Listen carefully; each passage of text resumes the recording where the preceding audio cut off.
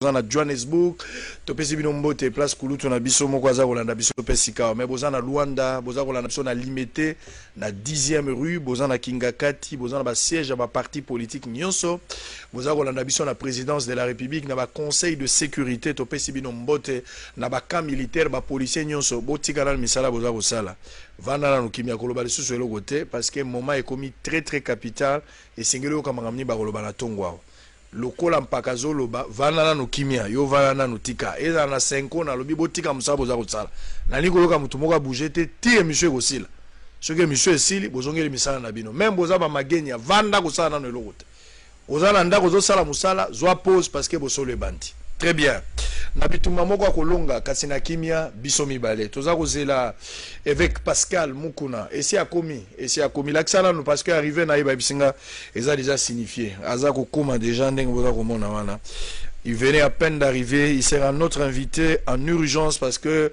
voilà yewana aza kokoma déjà kokota na yango donc dans 2-3 minutes il sera de notre sur ce plateau yewana aza kokita donc kalamingité avec Pascal Mukuna à Rosala awa plateau à Bosolo na politique pour parler voilà l'évêque est là aye pour la kolobela nyonso ezako sengela en ce qui concerne éveil patriotique et puis sango tamboli mois 2-3 jours balobi éveil avec Pascal Mukuna ba convoqué la présidence de la République sur l'instruction et chef de l'État bagangelié batonso abikutu babeti na bambata alors qui dit mieux to kopesa sa vérité nyonso to bombelo kotelelo na tongo avec Pascal Mukuna menacé par un groupe d'individus par rapport à un message au bazar na YouTube vous avez un message on a relaxé tout à l'heure na ba vidéo bato bazar loba na moni ba jeune kabiliste na ebité baza identifié ou pas mais ba c'est porté au nom ya bazo se présenter au nom ya ba jeune kabiliste bazo tenir ba propos qualifiés maladroits pour l'opinion à l'égard ya avec Pascal Mukuna to loba yango pourquoi avec akendaki na limité pourquoi akendaki na paluté pourquoi akendaki na MLCT est-ce que na PPRD peut sensibiliser de la même manière pour éveil patriotique eza combat ya mutu moko te eza ya batu nyonso on le saura aujourd'hui Gabriel Moki akendaki otala na ndako et na bureau na ye Gabriel Moki a kota ba prison belé est-ce que rapprochement on a déjà sur la prison on va poser toutes les questions TV za radio T Israël Mutombo botala ba message belé merci na bateau ceux qui te annonce vous réagir plus de 1123 messages pour avec Pascal Mukuna ce matin c'est vraiment le rendez-vous de la haute facture merci il est déjà là avec papa ya éveil patriotique mbote na yo mbote sango tokutani sur le lot nazana esengo pambate tango na bengi en urgence esengela ki okoma oye pona kopesa mpole na makambo nyonso ezolo ba maliko na yo boni d'abord santé na yo bon santé za malamu papa le sambo pe za malamu makambo nyonso zo za bien eloko moko ebouger ezate très bien question nazu ba question ebele plus de 1226 questions mais nazo ba question un peu éparpillée avant ngana kota na oyangai Mutuna moko euti depuis Suisse. Mutu moko akomi yango comment na ye Bertrand Dawele a commis depuis Suisse. Question na ezali nani azana simana yo. Na démarche yo za kosala ya veille patriotique. Sincèrement nani azana simana yo parce que selon mes informations mususu ndeko ya président de la République oncle na ye monseigneur Mulumba yende mutaza kotinda yo pona batu mususu ozana contact na Moïse Katumbi Chapwe oya peshi ope misolo o juste nani azana simana yo na simana ngai sango zambazali na lobaki la fois parce que ba politicien ba yeba kete kutanga sim du temps ya que pourquoi makambo bozo salama ba yeba kutanga honte c'est pour cela qu'on a fait ya ba politicien zaka mabe tout politicien mona ke suka ezayi mais zo yeba teke na mboka songolo nine salamaki na mboka pakala nine salamaki mukunzwa na suka kiboni suki aye ye kaka même 20 ans même 25 ans même 30 ans mboka ezayi aye ya kutika la seko mais azobo sana ki ya un Dieu oya lobi que toute autorité vient de Dieu même du temps ancien et c'est là qui va roi nzamba zotindela bango ba prophète awoza pasteur soko za na obedience na bango awoza bon pasteur soko ezeli ko za ko appuyer bango Ce qu'on se les cambouiseries, il y a un mauvais pasteur, tu n'es pas le pasteur. Est-ce qu'on a besoin de ça? Depuis tant wakala, Zamba s'écoute d'abord prophète. Yebisa, Saoul, beaucoup de Yesiri. Yebisa roi, Aza sainteté, Aza voleur. Dans la Bible, il y a ce courage à Kwebisa Kab. Ne tue pas un assassin, un voleur. Ou yibie langa yanabote. Ou bomiye, pobotole langa. Dieu n'a pas changé. Basala Nzambe tilelo bazali, bakonzilelo pe bazali, le même Dieu a pu envoyer son serviteur, yebisa bango boye. Nakaya Congo, c'est Dieu qui te commande. Nakaya Congo, Nzambe muto ache lokolo. Nenga tchaki na Égypte. Je vis souffrance de mon peuple. J'ai entendu leurs cris. Yo connaissez que le peuple congolais a souffert jusqu'à dans le moment besoin c'est le moins espoir toujours les mêmes groupes, toujours les mêmes gens. C'est toi qui te contrôle. Démarche nayo, ezali démarche chrétien ou bien ezali démarche politique. Ce qui monte au côté politique, n'est pas mentionné que ça là, ou parfois que zanga koyeba, n'est pas zoloba. Ngana za ko bisanga, ngana ko décrire nanute comment Dieu m'a parlé. Mais bateau ba yebi comment Dieu m'a parlé, bazali ba kozala ba. Moi ba témoin bazali ba kozala ba témoin. Ba yebi makamba. Na ba sini zamba petrino se ko ksem. C'est pour cela que yebi sanga a été gagné noana. Donc c'est au moni mbula nyose ko kana kate. Pe période no se zaka ndenge mokote. Na za ko bisa yoko sango même bango bakundima la fin que Dieu existe. Yo connaissez que les loba Blaise Compaoré. Aïma qui a causé na place azalelo. Yaya jamais. Tout citoyen simple. Bako comme ba citoyen simple. Ba trion so balo bakate. Ba ndeko Fayou le président Fayou balo bakate. Ba président Katumbi balo bakate, ba politicien balo bakate. Mais pourquoi maintenant chez moi il y a problème? Parce que aux ali leader d'opinion à Trampoyo et puis pour na bango za mosali na Nzambe il fallait ozala na kati église au continuer côté ya bampate. Ba déclaration no subatu basali bazozo ngisoka ka zonga na église kendo osala musala na yo. Question moko na otuna. Bango basala nde musana busembo.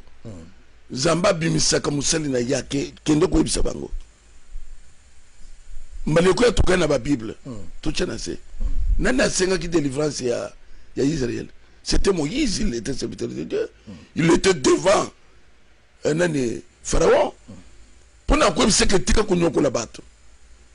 Je t'envoie mon serviteur. Va chez Pharaon. J'ai dit ça y est. Moïse a été. Moïse a été politicien. C'est serviteur de Dieu. Donc bateau nos bateaux pexayo zonga na église, bazan a droit ko bisote que zonga. Non, c'est plus que ça na profit na bango. Le col va se détruire le mboka. Alors, besoin de nous, il y a des veillés bat. Comme ce sont en église. Mais ce qui est ça, c'est yaban. Différence ni nezana oyo yozo démarche oyo yozo na ngolelo. Différence ni nezali na politique. O kaboni na ba politique ndenge nini. Po bato mso azomono komi politicien. So il faut la que ça bango que yoza politicien te. Boza la différence ndeni. Ou soit au gros ba nzamba yebiso kota politique au koti lelo. Le gros la paix apparemment nzamba yebiso tika renaissance pour le mali sola renaissance ozo betate. To lo banano sango. Ce qui le longa le lina comme politicien. Mutoko peksangai. Azaya FCC ben yakash. Mutoko peksangai. Azali yiki subien Y. Il y a combien de politiciens tout le monde. Donc, ngai ne sont pas les missions ngai, mais ceux qui perdent les comme politiciens, nous t'occupons de ça. Donc, oh il y a Zawan, à Kanisika a tenu une barrière. Les lots, tout le monde les cas les lots, dans le bien comme politicien.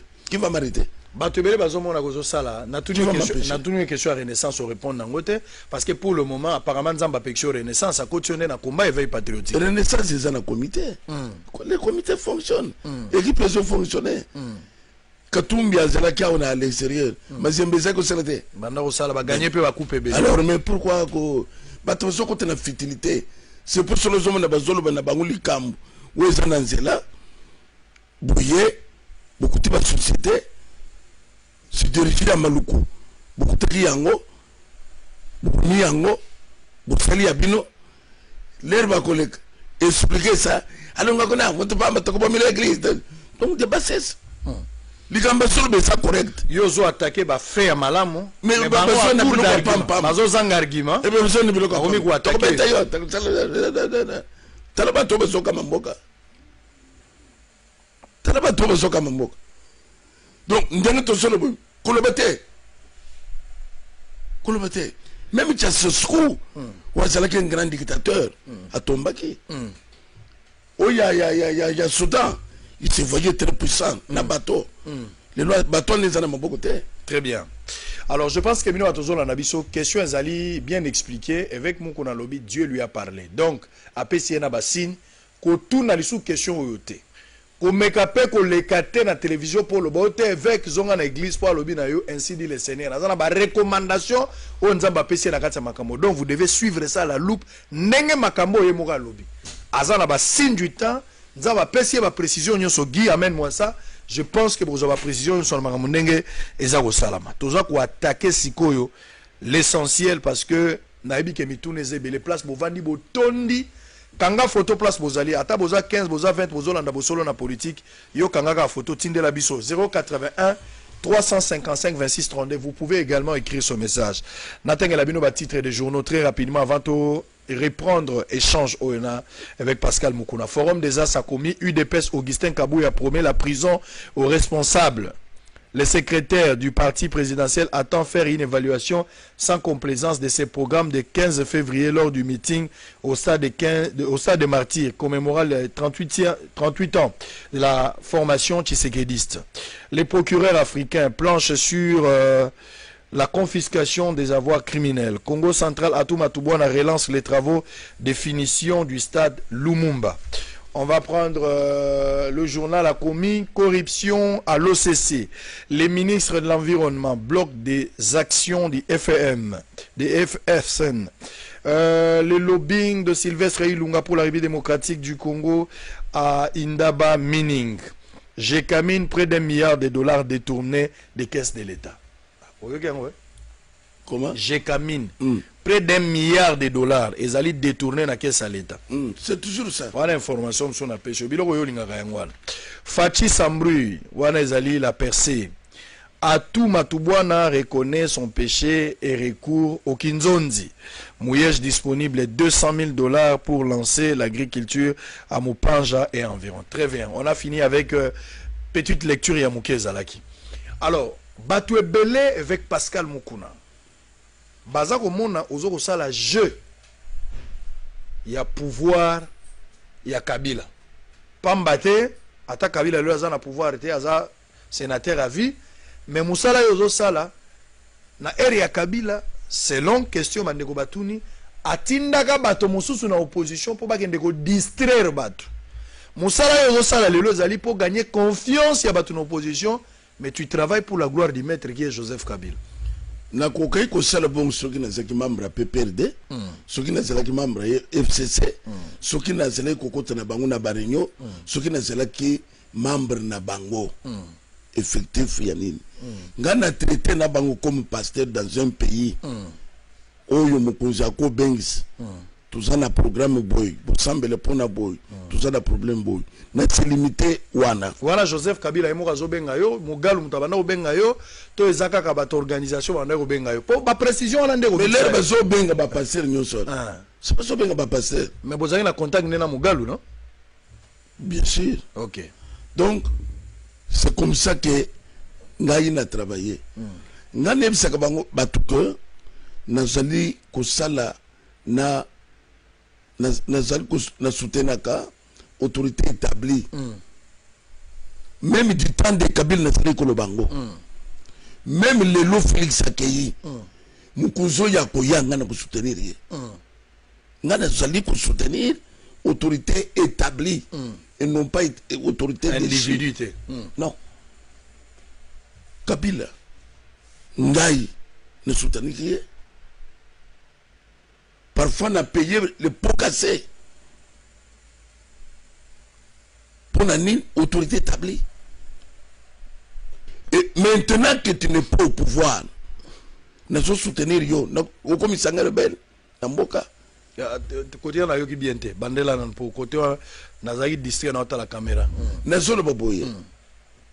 Nous allons soutenir Kabila comme autorité établie. Mais les lois athées, beaucoup de choses sont faites. Ce que le Kambia Kabila vient pourquoi? Et quoi y a pour nous? N'angola Edouard Dozeli, Biscagnon sur l'élection Zali, comme il y a mon toit intégré, ils ont émergé. C'est ça le problème. Qu'est-ce qui se passe? Au fond, c'est quoi? Donc, tu dis que ceux qui m'ont dit, comme tous citoyens, Sarkozy, c'est en France. Et aujourd'hui, en France, il y a un problème de Sarkozy. Hollande, c'est là qui est présent en France. Est-ce qu'il y a un problème avec Macron? Mais ça dit, même si Macron n'est pas là, mais il faut qu'il y ait une bonne relation. Apparemment, ils ont cassé la relation, madame Bozagi na Kabila. Donc, problème, il y a battu Zali, Kabila, c'est ça qui a sur le pouvoir. Mais, n'engo s'attaquer dans mes gestions ya Kabila, c'est comme si Moutoumoko Bozaga n'est pas là. Non! Outikoloba, tout droit, Outikoloba, au banginde ko bati ko bandela yango. Na iba kite ko banga pena bilo mso uti ko banga po lobi clair lobi est-ce que ngana kende ko kangama na mutu alonga na pouvoir pas comme sanga rebelle o bangi nde ko bandelango likambo ezate. Alors problème eza clair ya batu yo baza ko accuser yo au saleli Kabila non pas l'autorité établie. Shadari candidat président de la République dans l'élection en 2018 ou Bimisi Félix Tshisekedi président de la République. Kombo na yo na kati wana oza lokola pasteur te kombo na oza lokola bato bako battre campagne na campagne ya Shadari babenga ki na titre ya pasteur te ozwaki mbela wana ndenge nini role nini ozwaka na campagne ya Shadari oza mosala na nzamba okosa te mais otoni mutuna bien est-ce que nezala kinga moko oh bato msonga na éviter so ozanga na bato msonga na éviter kizamina batanga ikombo kankeza batangi kombo ya bato nyonso na ya ba entraîneur ya ba foot na zoe ba ibenge pe batanga batangi kombo ya bato nyonso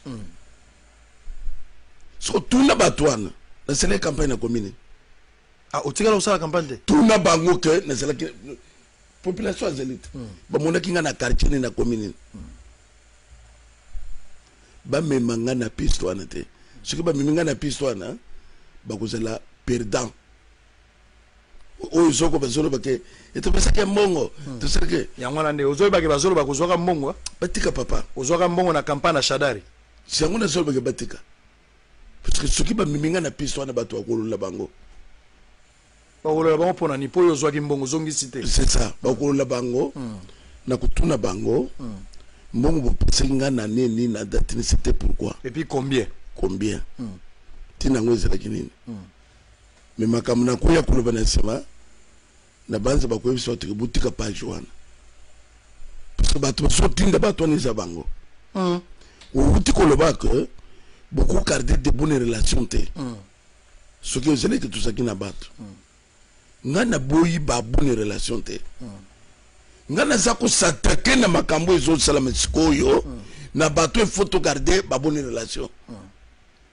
le régime ya kala esili nga naza mutu ya yambo ya koyebisa bato ke tobetela bango maboko tobetela Kabila maboko nayebi olobaki en église abimi te toto azongisi pouvoir tobetele maboko nasalaki yango mpo nini nga moto olebisaki bato te kaka yo moko mpe olobi balongola te mpo na nini pesa raison c'est puisque tomoni ke base lokola bake te bake ya lukuta le pays est entre leurs mains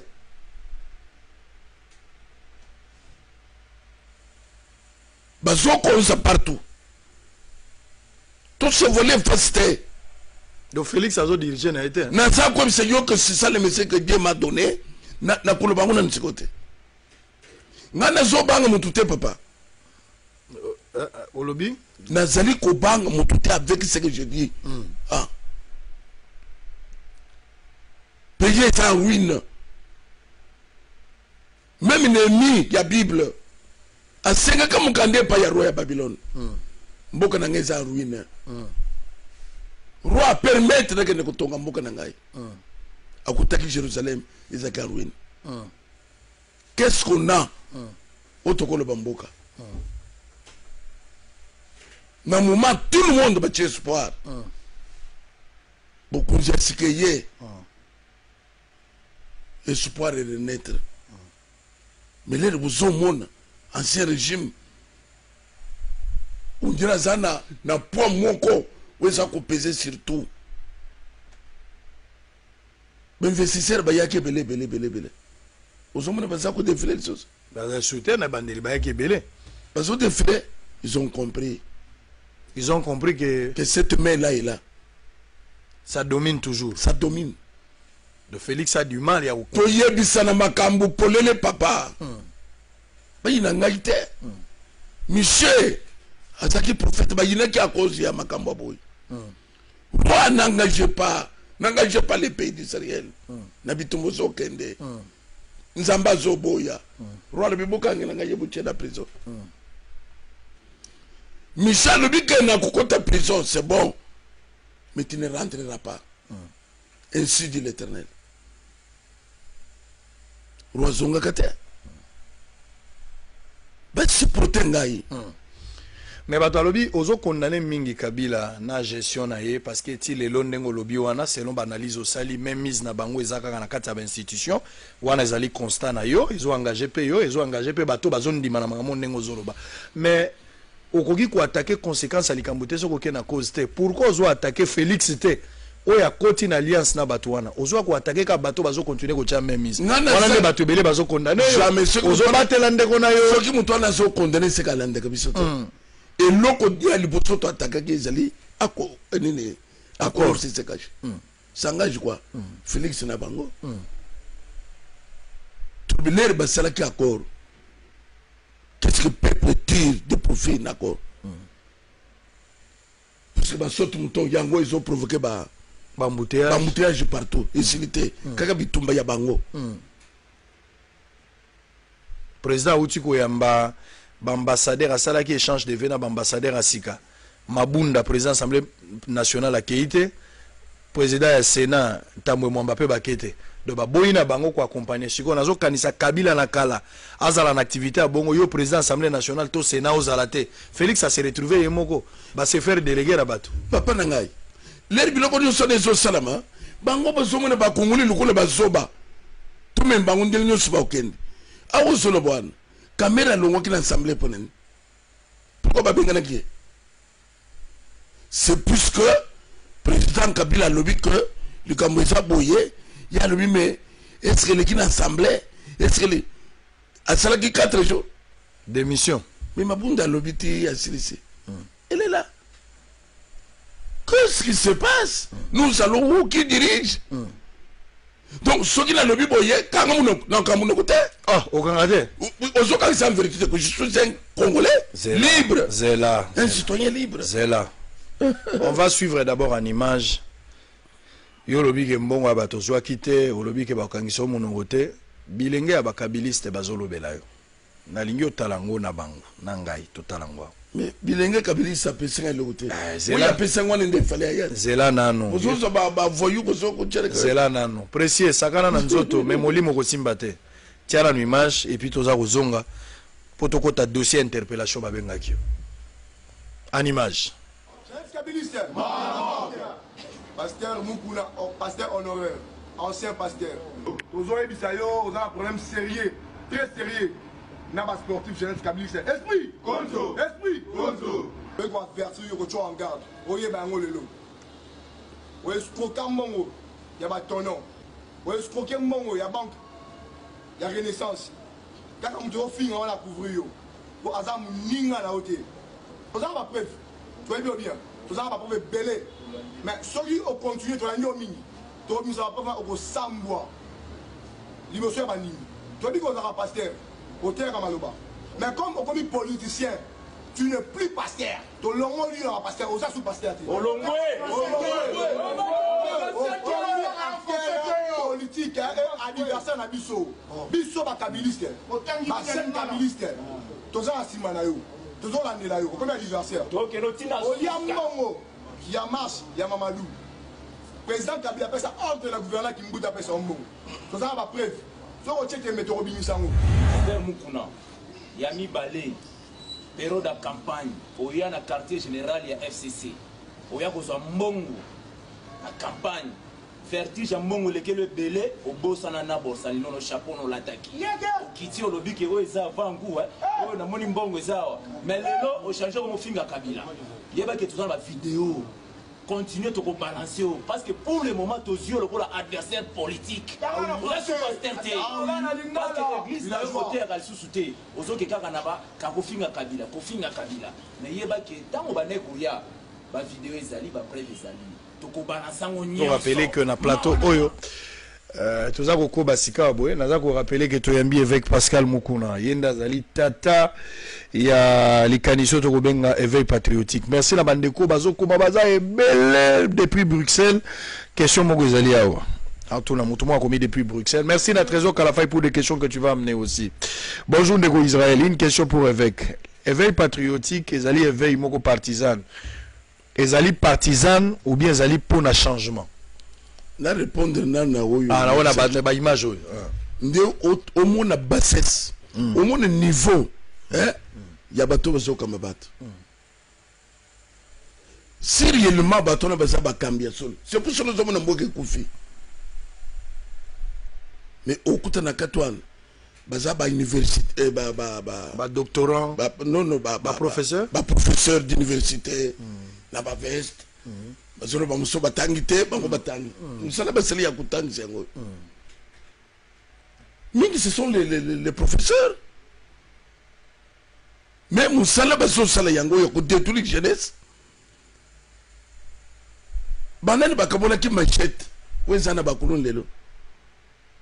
Bakanisika biloko wana tuzana yango te.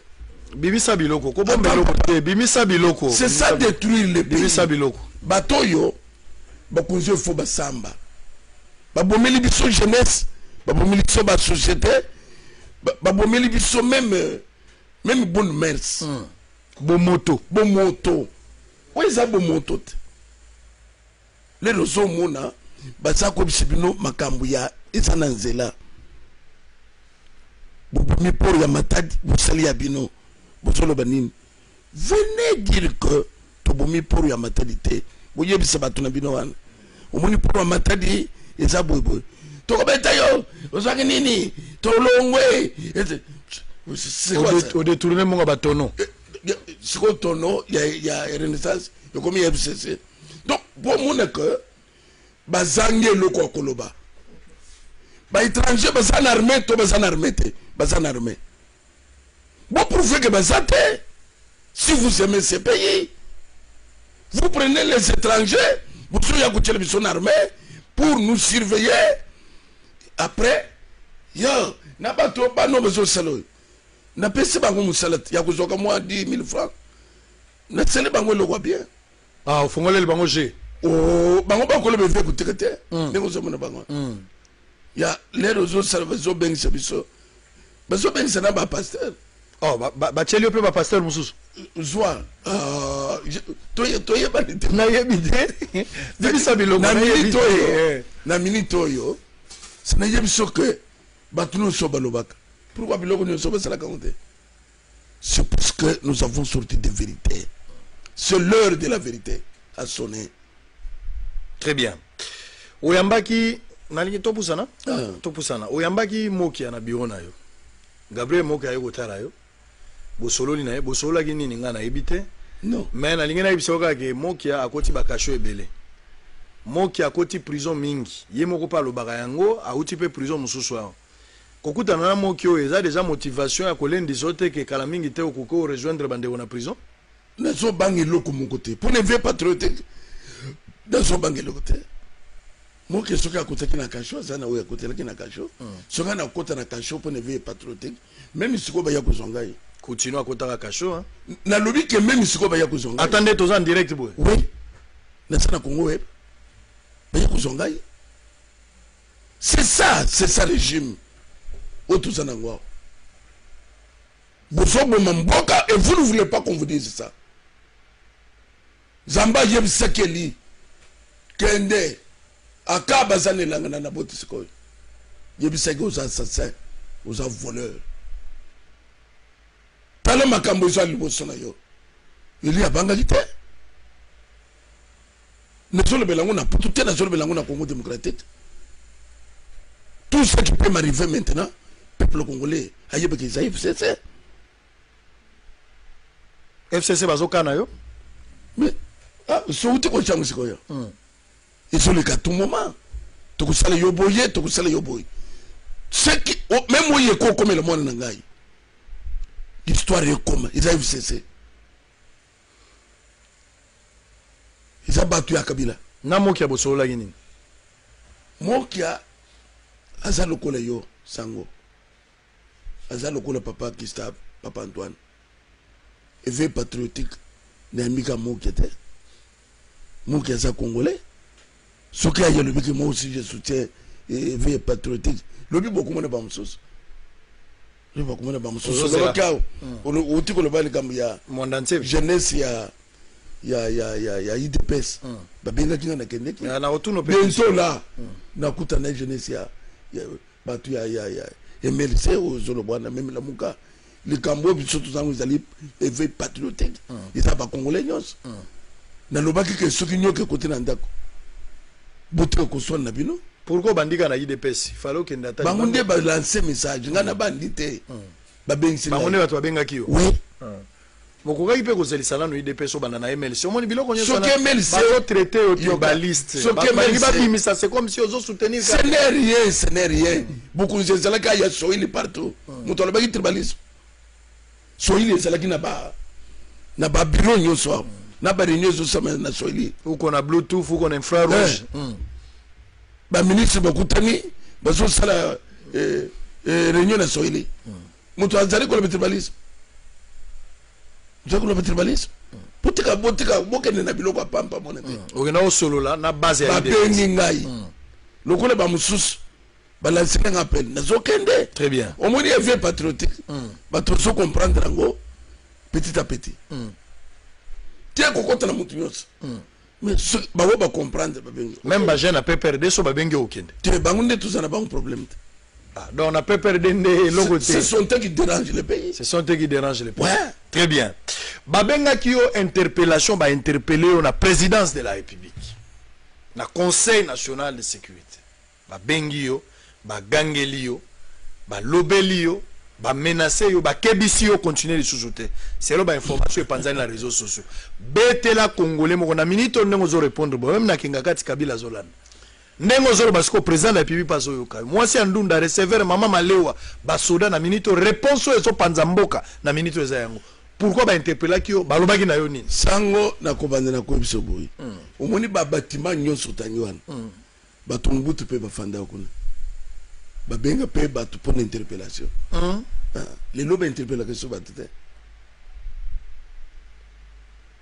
Ba tu yakasavu pe ba fanda kuna. Bah tu as que les pères peuvent faire des coups. Bah interpeller qui peut battre. Mais les lois je ne pense pas que mon tour bête que les soleils infidèles sont beaucoup. Bah tu vas neutraliser infidèles quand kabou ba yakina infidèle. Donc c'est pour vous dire que le Cambozolo ba et salami bongo yake ba benga kingai. Ah ba interpeller qui yo. Yaka tout ça n'a eu besoin. Babengaki na téléphone to batinda convocation. Na téléphone. Na bengaki. Bon, directeur de cabinet à Kona. OK. Na commis effectivement éveil patriotique boni.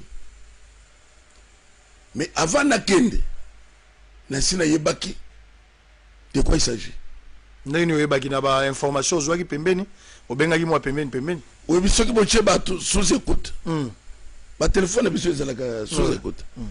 Bazo pour ça que ba tché bango sous écoute. Dans un monde où tout le monde est observé, même les observateurs eux-mêmes sont aussi observés. C'est que tous ont observé, bazo observé binope. Baye bayango. Entre ngangana ndokina na kolia mutu. Avant c'est pour cela ba yebi position na kendelaki na le na komi na le baba ndiko tunanga mituna attitude na ngeza kinini. Puisque je savais déjà de quoi il s'agit. Là, on a commis, on a yébaki déjà. Parce que bateau, il y a bateau na bango. réunion ezalaki bato yebisaka nini bango bakonvoke yo bakutuna yo boy bakutuna boy nde pe ya liboso nani aza nsima na yo nalobi nzambe moto aza nsima na ngai. Ah bon? Mais mouvement eza ndenge nini nalobi ndenge kaka bozoyokela yango. Aussi menace quand même il y a sportif ya PPRD oyo lekiswan na conseil de sécurité ndebe zolo banangai aussi menace ya donc menace on est sécurité bango aussi menace quand même il y a banini ya PPRD na lobi na zo kango toujours menace wana zo kango toujours ok bon awa tout ça déjà na makamno sozolo pour na Kabila tout ça na ngwa wana na conseil de sécurité la présidence de la République awa tout ça na makamno sozolo pour na Kabila donc il plaide pour na Kabila loba donc makamno sa Kabila zalia ozoloba to yebso tika ko loba lisute ngana yebisi intimidation ou bien interpellation. Vous m'intimidez. Nakutikate. O yebisi mutu en face. Nazeli ko reproduire exactement les solo na biso. Ba contredire ngai. Donc vous êtes au service de Kabila. Mais nawoya. Ça c'est un danger. Mais chef de l'État besoin de Mikolonios du matin au soir. Vous n'avez jamais interpellé quelqu'un? Non, nous pouvons interpeller Moutouté. Tony Akilanga, Magie. Il attaque le chef de l'État actuel selon ma vidéo Tozanango. Est-ce qu'ils ont déjà été interpellés? Ah, besoin de finir la Baboukoumès.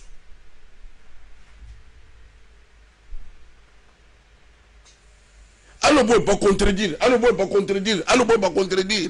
Bon, si vous interpellez Nani, le conseil de sécurité. Ok. Ngaile kinayo, ngamwana na yo, oyo na koya bolebe ke, kola ba sauter. Monsieur, c'est quoi ça? Na koloba, les sous-sauter ce qui ont tout tindaki nga loba. Ndo koloba, au moins le connaît tindaki wan. Tika. Il faut interpeller. Il fallait appeler ça une convocation qui est la police, mais là, baloba on shoot. Donc, bon na omoni boye na bureau na tongo. Bo fanditi bozo indako. Ngana kambaka batu bino bozo na batu te. Moi je connais la souffrance de la population sikoy. Bon zo ebisabango. Na zo ebisabango. Vous croyez que mboka ezindeke bozo sala boye? Peuple congolais ko bana ko banga bino. Parce que vous convoquez moto, allez tika, et tout ça le na tuni bango boy. Boye bitsangai et loko na lobby Yamabe. Injure, outrage. Ah, outrage. Parce que outrage est cause là envers le chef de l'État. Mais lui il est citoyen simple. Sénateur à vie. Vous s'acharnez sur un citoyen congolais. Mais où est le président? Vous avez s'acharner. Alors j'ai compris que l'ancien régime contrôle la machine. Olexaki combien de temps on a? Bon, quand ça la table à 20 minutes. 20 minutes. 20 minutes. Babeti yote. Ah, papa. Babi osengena pardon. Yanine. N'ensenga pardon. Après interpellation, on continue le combat. Toyoki conseil pour bilangue ko la na mai muto. On a ça combattre ça combattre. Ngana ibe ko tika tiozo na kotika soki yoka papa na kotika soki mutu moko atindaki nga ke loba. Ndina tiki. Soki pema comme na zolo bezana nzelete. Ndina tiki.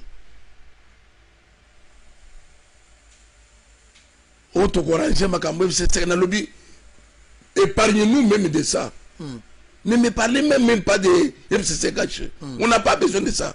Même ceux qui besoin de la réunion na bango, va épargner peuple. Parce que l'air va signer qui monte mon quoi, il va quitter. L'air peut besoin de la réunion na bango, va y ça peut pas tout. Parce qu'il n'y a rien de congrès. Auto sont tirés, FCC cash. Si ce n'est que Kobendana et tout ça, et le temps passe. L'autre commune à moi, il y a février. Tu te retrouves ici. Il faut que des ping-pong. On a besoin de ça. Batouana va interpeller, on a combo le président de la République. Est-ce que le président est informé de l'interpellation? Ah, c'est l'informé. Je ne dépends pas. Je ne dépends pas. Na président de la République. Ça ne lui engage pas. Donc même il y a quoi qui l'antiquité. Personne ne ça ne lui engage pas. Alors si ça ne lui engage pas, le président de la République, selon un article, il y a Jeune Afrique où il circulait semaine où il commis en clair, le président de la République a lobby selon l'article que Bolingo n'a pour le moment, na FCC, na Kamere, pour le moment. Par rapport à la démarche, il y a Boya, accord à FCC Cage. Mais le président a renforcé le lien. Bolingo na FCC, Bolingo na Kamere, Moutaka Bolango Azalite. Déception à part nayo, et ça va résoudre les autres nayo tika. Non! Démarche na biso sango. Ezali sir wana te. Na lobaki ke moto zamuke boboma. Soki moto eyebele okuboma ngote. Mutu akwe kosala face na peuple azalaka te. FCC cash akosala face na peuple congolais te. FCC cash c'est un groupe des individus. Toko tanga bango bakozala ta 500. Toucha bango ata baza 1000 contre 80 millions bakoka te. Et loko ya liboso ezali ya que liti biso tozana yango ezali liti ya tozali komizwa en charge. Pour tout le monde a bout de tunnel, peuple congolais a commis en charge. Ce qui mariage se cache. Et qu'on entre Bango, ça n'engage pas le peuple congolais. C'est ça le discours. Très bien. Bas militaire, basolil. Bas policier, basolil. Bas fonctionnaire, basolil. Sango. Au lieu de fonctionnaire mbongo. Mais baso katabango sur 15% là à la source. Yamiba bozozo. Ya chakamine bozozo. Utikoloba à peu près 1 milliard. Oyo bozozo. Nyos ya mabele richesse nyos. Richesse ya zamba. Richesse ya mipepe. Richesse ya mai. Bozui. Bozolanda na taxe ba fonctionnaire. Tous bango la charge. Très bien. Les gens sans cœur. Très bien. Alors, on va souffler un peu. Par rapport à la démarche, na habité, batumso ba comparer babi démarche nous qui presque nemo na mon ansemi. Na habité. Tola na mon ansemi. Question musu mutatuni awa lobiko konyangi azo sambela toujours et pas na hotelelo. Alongwete po bitakura pe ba période moi comme frère église. Là il a zalakana ko konyangi te. Na habité babi est-ce qu'azo sambele pas na bino parce que à présenter au lobby ba sambele pas na ngate. Ah ouais. Bon, en image, on suit d'abord et puis on se retrouve après pour la continuité. Merci.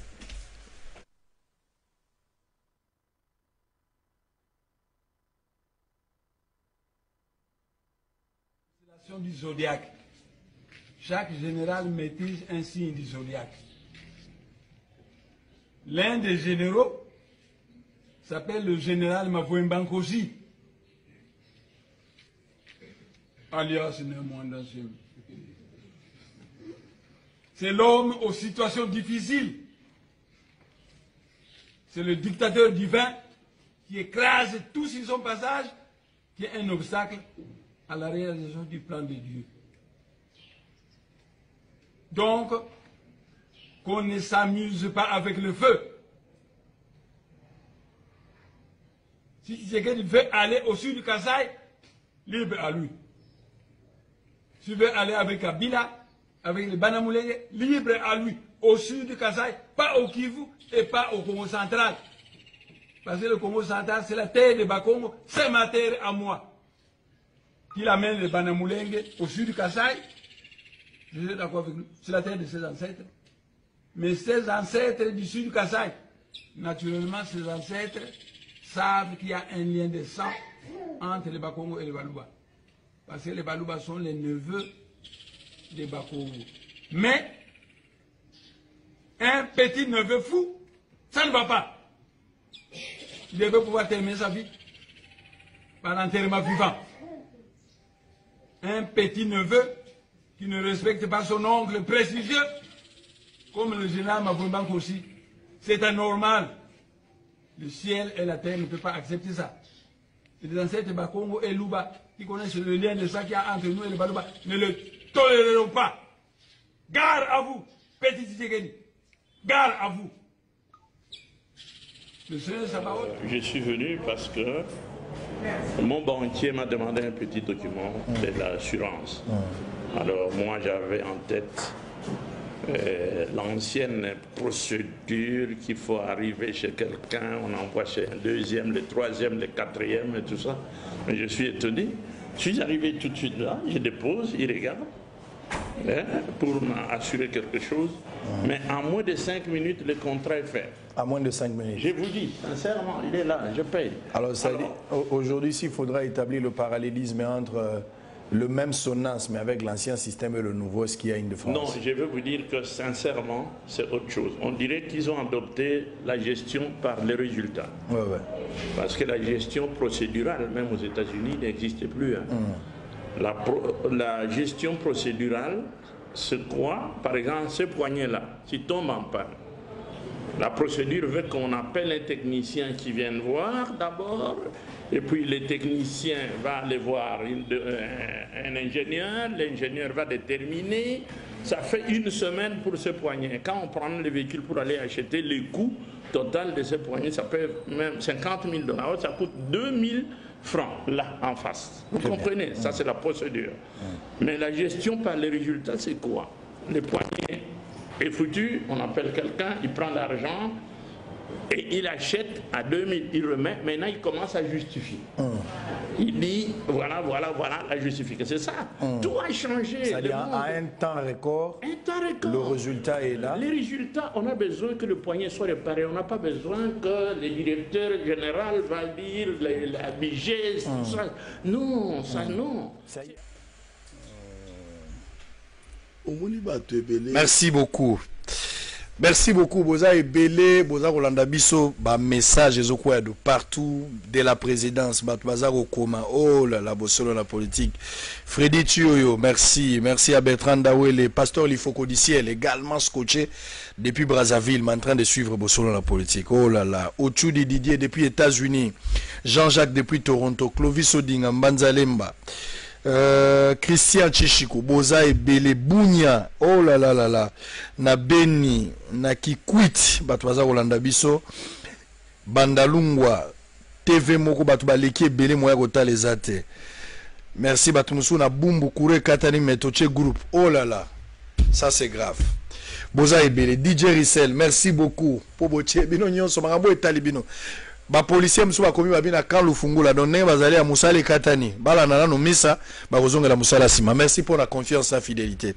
Alors évêque Olandi Monantsemi batu musunde baza koloba ba o mona démarche tozo kende presque lokola Monantsemi soki lelo Monantsemi a rejoindre na kati ya réveil oyo ozali d'accord à koyamba papa neza ko bisa yoko non seulement Monantsemi, tout peuple congolais derrière le vœu patriotique.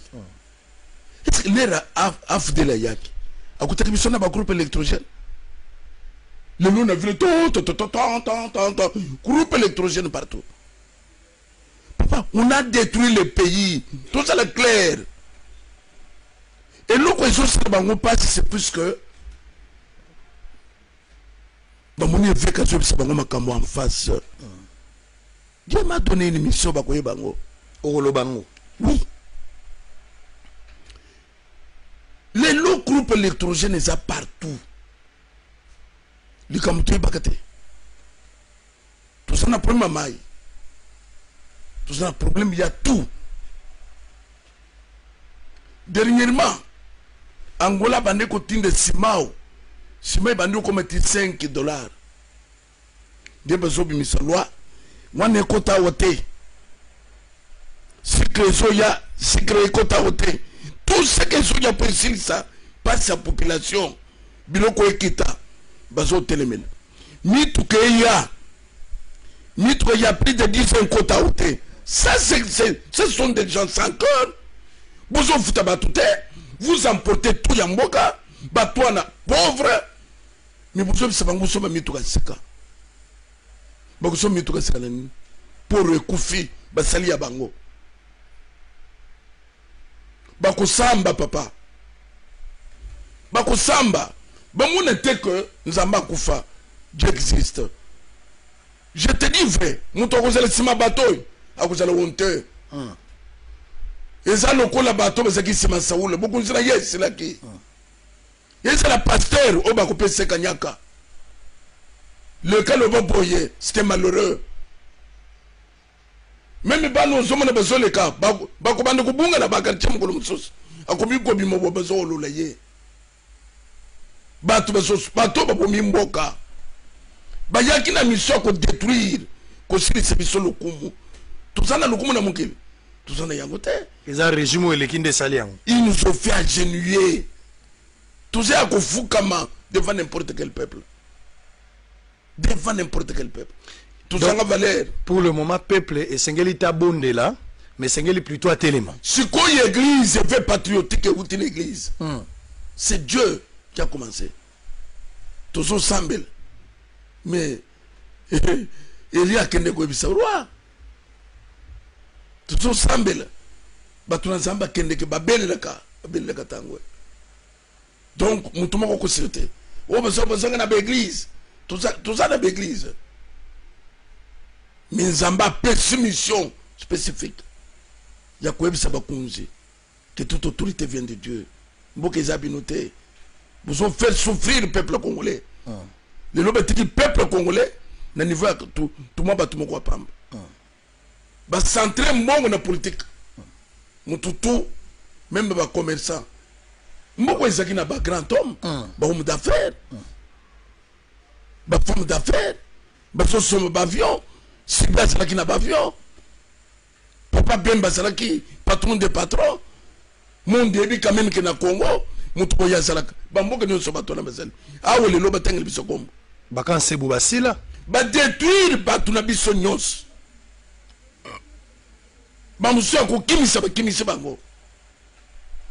Bon. Mission Baswaki, et ça n'a fin. Et ça n'a fin. Même Israël a souffert pendant 430 ans. Mais il y a eu un jour où j'ai entendu les cris. Ok. Alors, si vous maintenant que on dit que pour aller motiver Nzambe Mutalobi na yo, vous allez continuer mission. On termine déjà. Prochaine étape est Zanini. Tozela activité au Kenya place au Babengi Siopé et pas à il y a MLC. Étape et c'est lié éveil patriotique. Tout ça na mikolo. Yebisa mutu moko kabali solo na mutu. Kabali solo na bobange no côté. Mutu nyusu place à cause là. Ce qui ba kanga biso ba prison ko tonda. Na yebisa ki na conseil de sécurité. Bosana ner. Bosana ba service nyos. Comme j'ai compris que c'est l'ancien pouvoir qui contrôle encore la machine de sécurité. Bokangabis.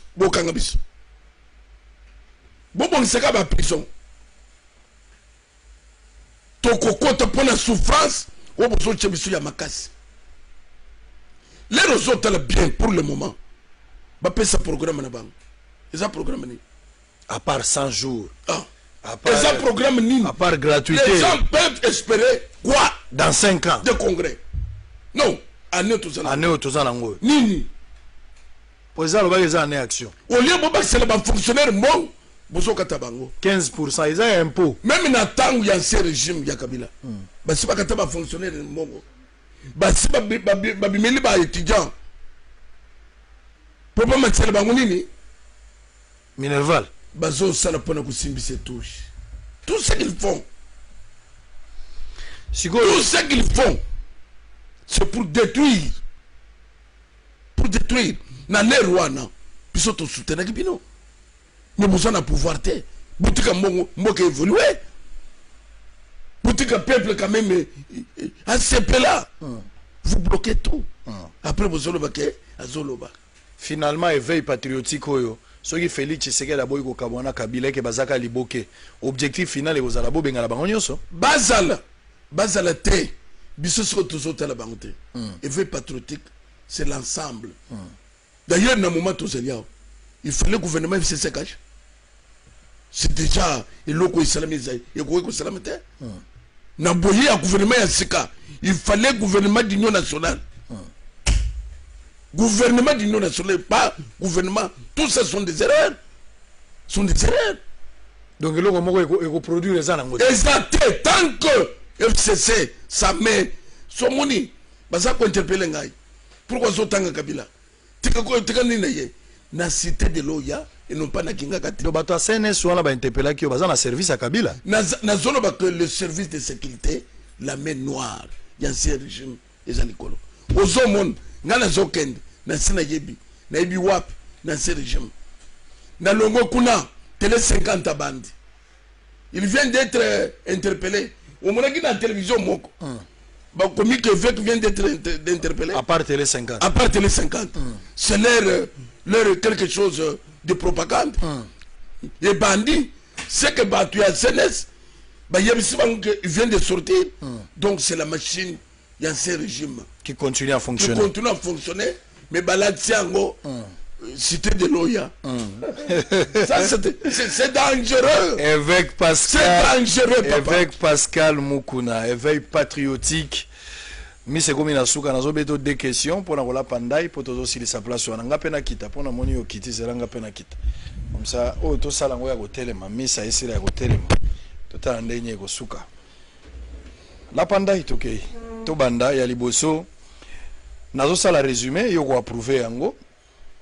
Il y a solo évêque Pascal Azalaki interpellé na CNS. Nazalaki interpellé na CNS na service de sécurité. Kuna bakebisi yo pona nino solo bela mabe ya Kabila. Pourquoi solo mabe? Il n'y avait pas autre chose. Pourquoi solo mabe ya Kabila? Batikali ko interpellé te bato yo bazolo ba mabe ya président actuel. Te wana bazolo ba tokutalango. Très bien. Ba jeune kabiliste balobi ba kozala dimanche na église ba koya ko sambela pona yo. Est-ce que zo bangisa yo? Ba ya ba bongo le mitem. Très bien. Pour la Rosilisa, au Ebi Marambo Komeli Moïse Mbi, na ba Michel Bakenda, bana na yo tibilenge. Bana wana balobi clair, bazana ba preuve ya place aux Joaquim Mbongo et puis bazali ba vidéo mikolo misu ba kobimisa mikolo bazo procès bango ezanga ite balobi ke ozana ba mama bango ba kobimisa mikolo ezo. Et lokwane ko lembisa bazala ba fabricateur de tout. Batambola kana batongo. Batunda ka ba mitu ko sala accident. Ba fabrica ka bana basi. Basala ka tout batutu ba yibi bango bango machette bango nde bakabola ke ba machette na batu bo solo la politique esili c'est-à-dire que avant ici là ba manœuvre na bango nyos to yibi yango les bazo sala réunion après réunion na bango nous avons tout très bien donc so ba basim susmisat ba yaki ko confesser o mona ke ba imagine na bango te ba yaki pa na una oh ba su bango ba tutu bazo landa o ba benga ki bolo boy bolo balo papa bimana bisoto nde musala ba ya bango batu oyi nde bakamya mboka musala zakaka ba fabrique oyi ba boma oyi ba kanga oyi donc des sanguinaires de beaucoup de fans samga ya kusopa makila na community sabatu passe très bien évêque Pascal Mukuna yeyo elombe yeyo alembite oyebi ke mutu akunki azwaka jamais tomber na bitumba évêque yeyo atelemi après interpellation mobile aza ko continuer combat yoza congolais bosenga na ezali telema place ozali rejoindre mouvement oyo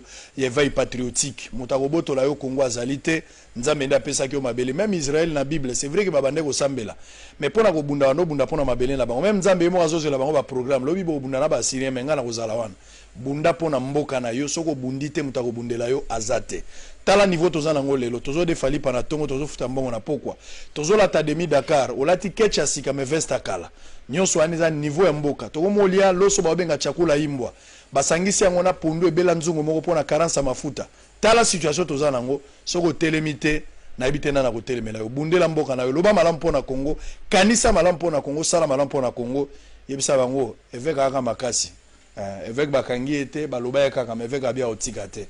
Est-ce que évêque a continué les sous Léona Tongo? La semaine prochaine, on reviendra ici pour continuer avec éveil patriotique. Qui m'a mabota na bangoti. Togomi na suka.